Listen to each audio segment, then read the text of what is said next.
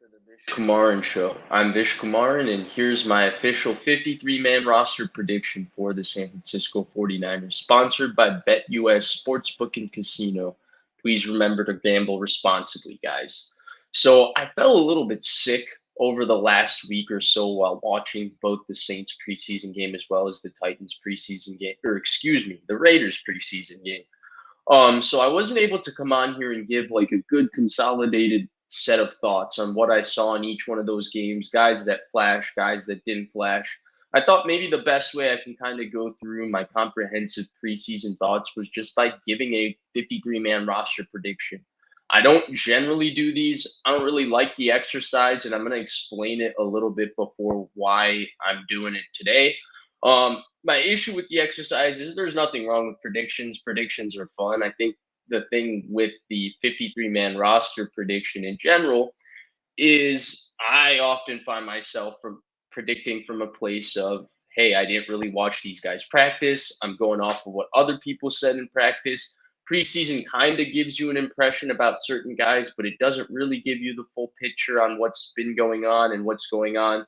And so usually because of those reasons, I don't necessarily love doing 53-man roster predictions. I don't think mine are necessarily the most accurate or the best content because of those limitations. I I felt like this was just honestly the best thematic way for me to be able to talk through a few players maybe from the preseason games and kind of get through my thoughts. So without further ado, let's get into my 53-man roster prediction. Right off the bat, before we get into quarterbacks, I would also like to mention another thing is that I the roster is a little disproportionate this year. So I didn't include the specialists. So that's, the long snapper, the kicker, and the punter. I'm only counting up to 50. And you will see there's 28 offensive players in my 53 and only 22 defensive players. Um, this was a case of, hey, I felt like there were only 22 defensive players worthy of making the 49ers 53 this year. Felt like, hey, some of the depth conversations there were a little bit lacking, and I felt like they were poorly covered in training camp, and I'm going to get into it. But without further ado, let's start with the quarterbacks. Pretty standard stuff. I have the 49ers keeping the same three quarterbacks I think most people have them keeping: Brock Purdy, Josh Dobbs, and Brandon Allen. I put Tanner Mordecai on the practice squad. So let me talk this through. I think Brock Purdy, that one's pretty obvious for everybody. He's clearly the starting quarterback on the 49ers. Now, the Josh Dobbs, Brandon Allen thing, I think Josh Dobbs is clearly way more talented than Brandon Allen. Like, I think from a talent conversation, they aren't the same.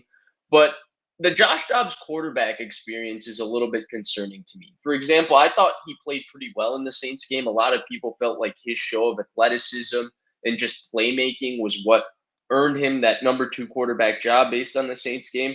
Honestly, I wasn't that blown away with how he played in the Saints game, to be totally frank. I thought, the way he moves around in the pocket, it's fun to watch. How inaccurate he can be, how imprecise he can be with his ball placement. It's fun to watch, but I was a little bit concerned, honestly, in the long term picture, thinking of Joshua Dobbs as the 49ers backup. I mean, this was a guy that was benched for Nick Mullins last year. And honestly, this preseason, as fun as the experience of watching him is, as good a playmaker as he is, and he can make a few plays, he's athletic and he can be accurate and make some really great throws, like the throw to Jacob Cowing. That was a hell of a throw for the touchdown.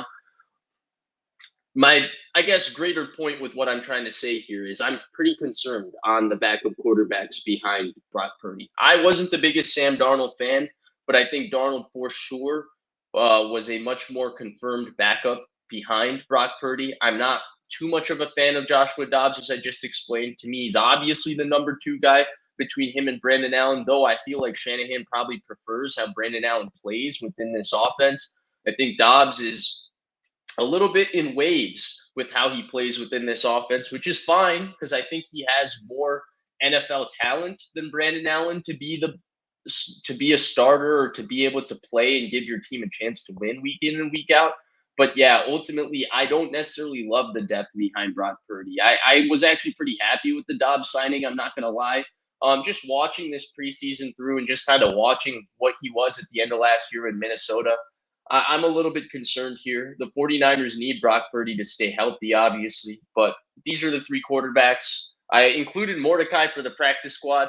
Mordecai has some intriguing traits. I was a little higher on maybe the first initial flash that I saw in the Saints game. He throws a timing out, I think, his like second throw in the Saints game. It was probably the best throw a 49ers quarterback made in the Saints game, honestly. It was right on the money, the timing, the accuracy. Especially, I think he threw it to Tay Martin, and we saw earlier in that game Brandon Allen and Ronnie Bell try to get on the same page on the same timing out a few different times, and it didn't work out. So I was impressed with Tanner Mordecai from that standpoint. I do think he is very raw. I don't think the Brock Purdy comparisons necessarily apply. I think Brock Purdy was further along when he played in preseason versus what we saw from Mordecai. He has an intriguing arm and he was more athletic than what I expected. I knew little about Tanner Mordecai before the Saints game. It was my first real good watch of him live. And I was kind of also intrigued by his sideline speed. He had a play where he got to the sideline beating a couple of defensive players, and someone on Twitter told me that, hey, this is a guy that runs 4.4. So Mordecai to me is an intriguing practice squad prospect. I'm not so sold on this idea that he can be a future starter. I don't necessarily see the next Brock Purdy in Tanner Mordecai, but could he become a backup 2 years from now, 1 year from now for the 49ers? Absolutely. In fact, hey, I think he could be better than Brandon Allen and Joshua Dobbs by next year. So those would be the three quarterbacks. Let's get to the running backs. So for the running backs, again, pretty standard stuff. I kept 5 running backs: Christian McCaffrey, Elijah Mitchell, Jordan Mason, Isaac Guerendo, who had that explosive kick return versus the Raiders. And then, of course, ever reliable, the old wily veteran, Kyle Juszczyk. I don't think there's many complaints here. Jordan Mason has looked good carrying the football. He's still a work in progress on the other parts of his game, but he's looked good carrying the football in preseason. Elijah Mitchell is just a consistent and steady player. Unfortunately, injuries are the consistent trouble. Christian McCaffrey is a superstar. The guy might be the MVP of football next year. He is one of the most special players in the league. That's a special guy. And then Guerendo, I think that kick return proved that he can be activated on game day. And I'm also intrigued of Guerendo's ability to run down and cover kicks and all of that as a special teamer, and cover punts. I'm intrigued by the full skill set, and we'll see how he develops as a runner as well. I didn't include Cody Schrader here for the practice squad. I think the 49ers will probably keep him on the practice squad. It's not that I'm not predicting that they wouldn't keep him.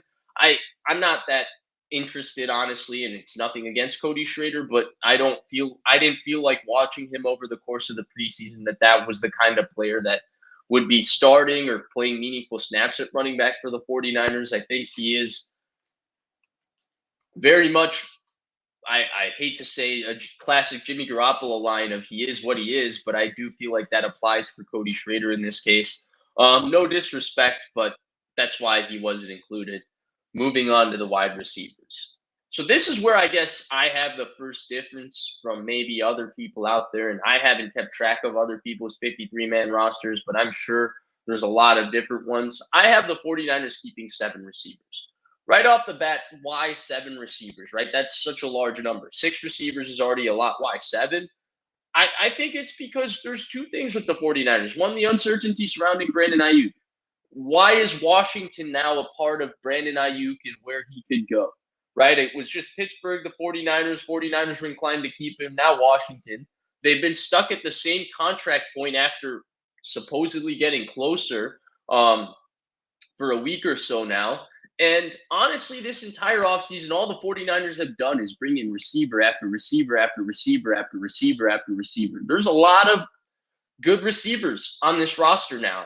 I certainly don't believe that they kept bringing in all of these receivers only to get rid of a whole bunch of them right now. And then the other thing is the Ricky Pearsall situation. I know he's returning to practice Monday, but this shoulder situation has been weird the entire offseason. In fact, we were told he was fully healthy at one point and he was practicing with the non-contact jersey. Then I guess we now figured out what was actually wrong with the shoulder. Now, I don't know that I fully trust that it's fully recovered. Because of that, I chose 7 receivers. Now let's get into some of the names.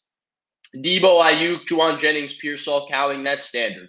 Conley, a special teamer, probably the best special teamer in this group. I think that they will keep him for that. And then the other thing with Conley is I did a video on this channel a couple weeks ago talking about Brandon Ayuk and the importance of having an X receiver in this offense and why Debo doesn't profile as the X receiver in this offense. Jennings doesn't. It is Brandon Ayuk. Conley would be the replacement here.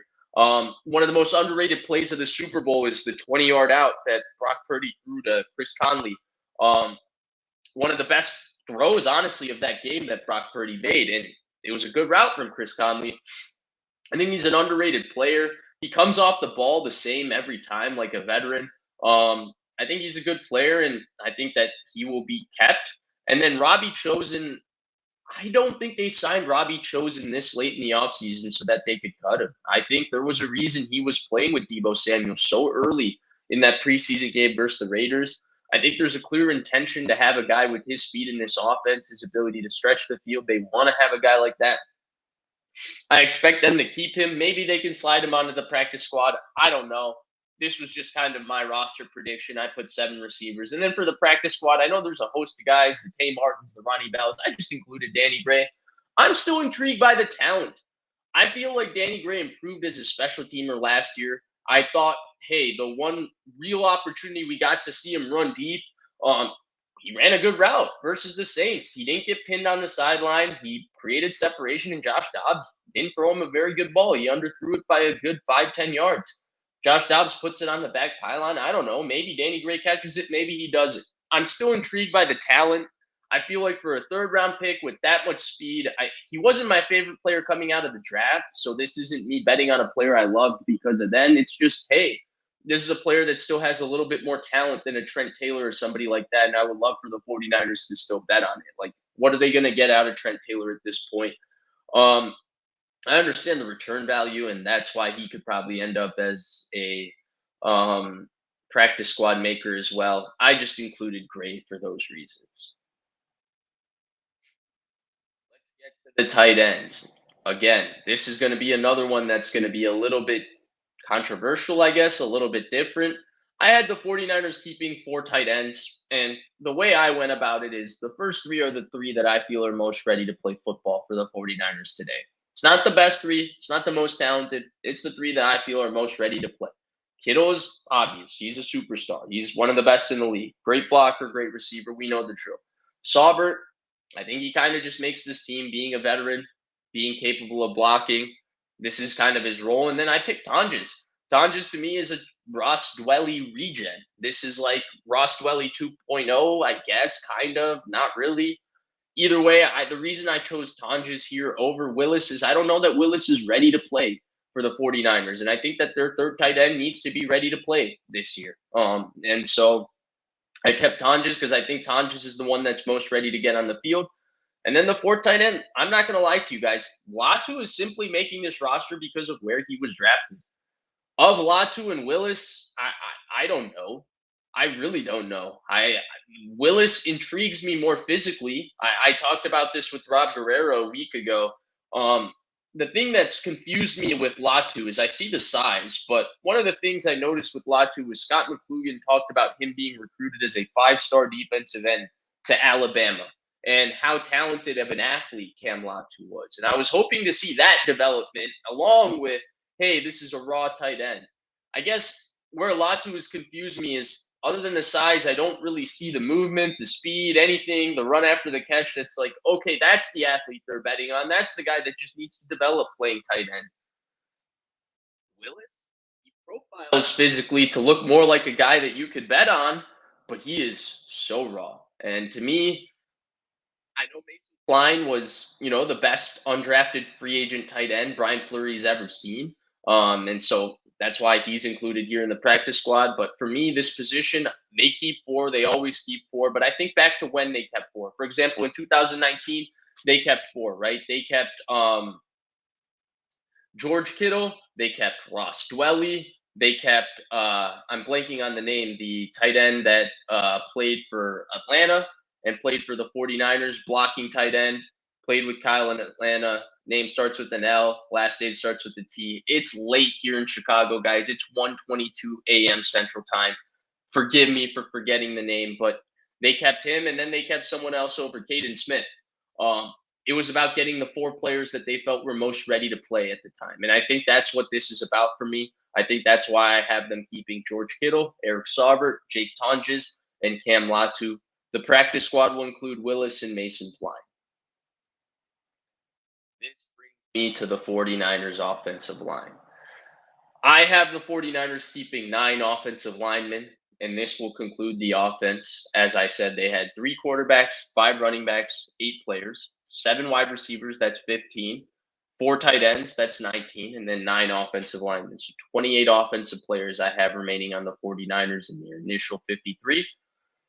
The offensive line is Trent Williams, Aaron Banks, Jake Brendel, Dominic Pooney, and Colton McKivitz, the starters. Then Jalen Moore, I think, will be the backup swing tackle. Nick Zakelj, who the coaches seemed high on his offseason. I wasn't the most blown away by his preseason, though. I didn't really study it, to be fair. Jared Kingston, who I'm intrigued by. That was a draft pick with the short Stuttle score that Josh Norris always talks about. Jared Kingston is one of those guys. I was intrigued by how he looked in preseason. And then Burford. I still think Burford is pretty talented. I think that's a guy they'll keep. Not included on this slide is John Feliciano, who I think is a perfect IR candidate. So let's talk about, I guess, the offensive linemen. I had the 49ers keep. I don't know that there's any controversial names here. Maybe any surprise cuts. I feel like these are the standard 9 most Niners fans, most Niners content creators will have them keeping.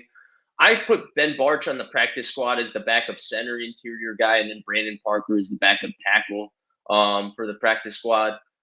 This, again, not too much thought was put into that. It was just that I felt like those 2 guys were worthy of keeping the roster. The one thing I wanted to mention, if I was selecting, honestly, I don't know that Barch and Zakelj, it's that cut and dry. Now, do I know anything about offensive linemen? Probably not. There's a reason Chris Forrester, is doing this and choosing between those 2 guys. And I'm sure they have the reasons why Zakelj is so far ahead of Ben Barch. But for me, just based on the limited action that we've been able to see in preseason, granted, we got to see Zakelj versus superior competition. I felt, I guess, I don't want to say more confident, but between, Derek Nugent, Ben Barch, I didn't feel that much.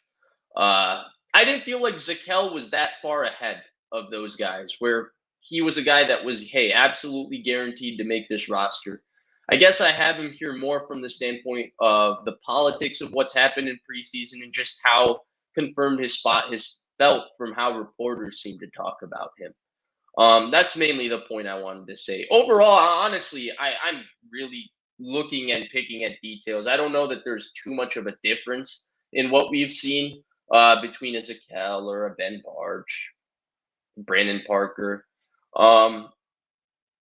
Even though those guys all play completely different positions, especially Parker. It was more so just to say that, hey, the end of this offensive line, honestly, the end of the roster, it leaves a lot of confusing decisions. And I don't know that, honestly, we as fans have been given enough information to be able to select the perfect 9. These were the 9 I went with. These are the practice squad guys. But this is one I would actually love to hear your thoughts in the comments. Which 9 do you think they should cap? And which one of these guys has really intrigued you? Because it feels like the offensive line depth is lacking. And in fact, I have some questions about 2 or 3 of these starters. And those are guys who started last year. Guys, before we get into our next set of players, which will be the 22 players I have making the 49ers defense this year, I want to give you guys a message from me. Like I mentioned at the top of the show, this show is brought to you by BetUS. As you guys know, as I've mentioned before, BetUS is offering 125% deposit match, on your first 3 deposits up to $2,000. Check out the link in the description. Check out the link in the top comments, guys. BetUS is the place to be betting for sports for NFL right now. As you guys know, I'm not the biggest sports gambler, but the BetUS site is pretty easy to navigate. It's very easy to bet. Here you can see I'm on the sports book. I'm going to come straight to the football tab. I'm going to come to the games, and we can see our week 1 lines. What do we want to take early week one? Guys, lines that intrigue me right away. The New York Giants, a home dog to Sam Darnold and the Minnesota Vikings. I don't expect Sam Darnold to be able to go and win a week one game at MetLife Stadium. I would take the Giants here. I feel like a home dog is a free one. That would be a game that if I was you, I would be looking at. And that would be something that I would be looking at for sure in terms of week one, a game that intrigues me to bet on. And now back to the show. We're back. So, as I mentioned, the 49ers defensive line, I only have 22 defensive players making the 49ers initial 53. The 8 defensive linemen, I feel like this is pretty standard. Nick Bosa, Javon Hargrave, Malik Collins, Leonard Floyd, Yetur Gross-Matos, Jordan Elliott, Kevin Gibbons, Robert Beal. The practice squad, I put Alex Barrett there. I'm not really sure. Like I said, he was the one relevant name, the initial name I included. And then, of course, Kalia Davis, who popped versus Tennessee, is going on IR. I don't have much to say on this one. I feel like the depth is a little bit scary. Obviously, bullets dodged with the injuries of Leonard Floyd and Yetur Gross Matos. I will say, I feel like Yetur Gross Matos and Floyd are really the two key players on this defensive line for two different reasons. I think Floyd really is their key against mobile quarterbacks. I think Floyd's athleticism, Floyd's ability to compete, Floyd's effort, Floyd's athleticism late in the down, and his ability to run down quarterbacks, which is really effective in terms of getting cleanup sacks. He's not the most, hey, he was a top 10 pick as a pass rusher, right? He's not Aldon Smith, where you draft him in the top 10 and he's going to go get you 15, 20 sacks and make life impossible for an offensive lineman, right? He's not Nick Bosa, but he's a great player within a scheme. He plays with great energy, great effort, and he's very athletic. And he can do multiple things, extremely versatile. So that's where I think Floyd is very important. Gross Matos, to me, top to bottom, is the most talented edge player on this defensive line besides Bosa. He's the guy. He's the Arden Key. He's the Charles Omenihu. He's the guy that he's had talent in Carolina. He's a good edge player. He could be a 10-sack player with the 49ers, rushing outside and inside. He had a mean inside move early versus the Saints. That's something definitely to keep an eye on. Of course, the 49ers defensive line depth, the thing that has really kept them going under John Lynch and Kyle Shanahan, the thing that they've relied upon, the thing that they've placed so much investment in. This year, obviously, the depth is lacking. 8 defensive linemen is unheard of. That's a very, very thin defensive line group for the 49ers and their standards. They like keeping 10 defensive linemen. But I don't know that there were any more defensive linemen worthy of making the squad besides these 8. And they definitely dodged a bullet with the injuries of Floyd and Gross Matos. Bringing us to the linebackers. I have the 49ers keeping 5 linebackers: Fred Warner, Devondre Campbell, Demetrius Flanagan-Fowles, Jalen Graham, and D. Winters. I put Curtis Robinson as the practice squad guy. I think Curtis Robinson somehow makes this team. I don't know that he makes the initial 53. I think someone else might make the 53 and then get moved to PUP, something like that. Maybe a Talanoa Hufanga, and then Curtis Robinson makes the team that way. He's obviously a very good special teamer. He had a good preseason. I just couldn't see them cutting any of those young guys. Both Graham and Winters are talented. They have ability. I think Campbell is going to start. And then Flanagan-Fowles has been a long-time contributor and a good special teamer. I couldn't see Robinson making it over any of those 5, and I only see them keeping 5 linebackers. Another position that's very straightforward to me. I only see 5 corners that are eligible of making this team, that are capable of making this team, honestly. I know the corner depth has been talked about a lot this offseason. Mooney Ward's a terrific player. He's a number 1 corner in the NFL. He's a great player. Deommodore Lenoir, standout, terrific player. He's on a contract year. It seems like he's taking all the necessary steps to ensure that he's going to get paid. Terrific football player, inside and outside versatility. Renardo Green, he's a very promising rookie, looks very good. I think he makes this team for sure. Yadam, this was the guy. Of all these quote-unquote depth pieces that got hype over 49ers camp, Yadam was the only guy that I really felt like, hey, that was a guy that could maybe contribute. That was a guy that could play. These are the four corners that I think are capable of playing for the 49ers this year. The rest of the corners on the roster, I'm not so sure. Yeah, maybe Rocky Sin could play in a pinch. I think Rocky Sin at this point is like when they signed Janoris Jenkins, when they signed Josh Norman. Rocky Sin is a former starter. He's played a lot. I don't think he's a starting corner in the NFL right now. Darrell Luter, very much a work in progress, a developmental player for me. I don't know that he's ready to play this year. Womack was disappointing. Ambry Thomas is hurt. I don't find this position to be as deep as 49ers fans have said. I think Ward is a great player. I think Lenore is a very good player. I think one of Yadam and Green are capable of starting, but I only see four corners really on this team that they could rely upon on Sundays. The rest of them I wasn't sure about, and that's why I had them only keeping five corners. I think I would bet on Luter's potential over the rest. I think the Ambry Thomas experiment's over. I don't know that there's much more left with that player. And then I think they've been out on Womack. Essentially, they've been getting further and further out on him ever since he started week one, day one of his rookie year. And I think it's all culminating in him being inactive when we thought he was a good special teamer. Not me. I thought he was a good special teamer. It goes to show how little I know. He was obviously deactivated for the Super Bowl. I don't know that there's been much that's changed this offseason to make you feel any differently about him.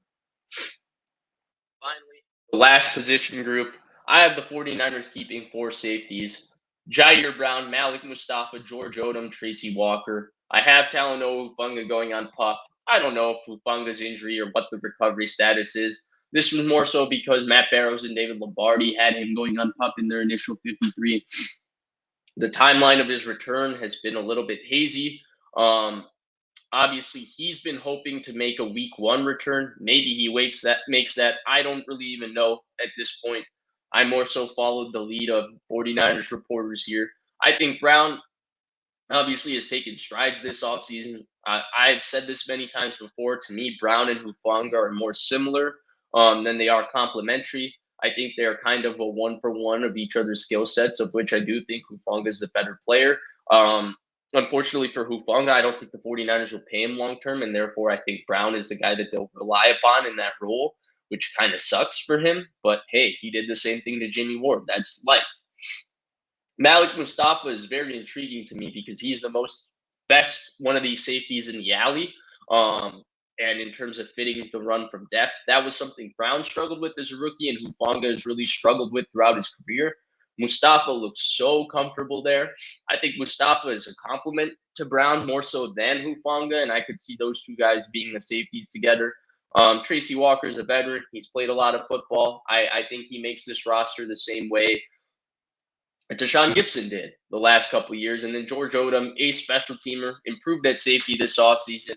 I don't know that he deserves to start, though I think he will start, but that would be the final name that I include in my 49ers 53-man roster prediction.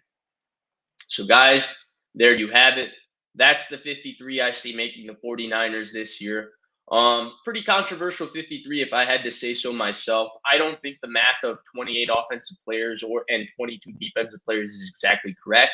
Those were just the 53 that I felt were the most worthy, combined with the reporting, combined with what the team had been saying about them, for me to be able to predict it. Looking forward to see who are the actual 53 that make this roster. Let me know down in the comments section which guys you agreed with, which guys have blown you away this preseason. I'd love to do a more in-depth discussion on a couple more of these topics, and I'm sure we'll get to it over the season. Like I said, guys, this video was brought to you by BetUS. Thank you so much for watching. Please like and subscribe, and I'll see you guys next time.